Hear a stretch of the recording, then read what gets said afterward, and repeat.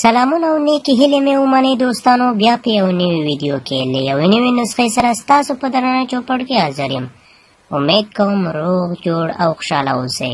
دوستانو که تاسو زما ویډیو په لومړی ځل ګورئ، زما چینل در سره سبسکرایب کړئ او خواته د ټلې نشان ووهئ ترڅو زما راتلونکې ویډیوګانې په اسانه سره تاسو ته در ورسیږي. دوستانو، نجونې په خپل کوروالي کې ولې چغېږي، خوند ورکوي او که د درد احساس کوي؟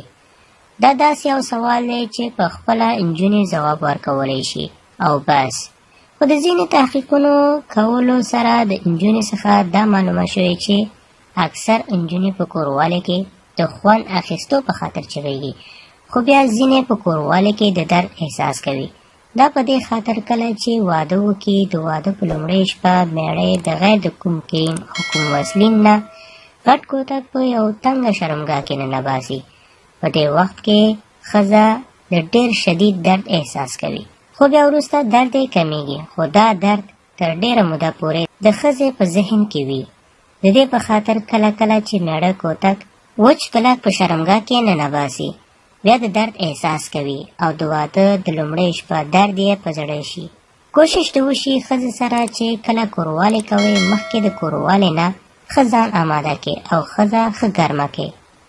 بیا خپل کوتک د یو ښه کریم سره غوړ کړئ، بیا کوتک شرمګاه کې ننباسئ. بیا نه درد احساس کوي او نه چغېږي، صرف خوندونه اخلي او تاسو هم د خپل کوروالي څخه خوند اخلئ. دا و زموږ نننۍ ویډیو. مننه دوستانو چې ویډیو مو تر پایه وکتله.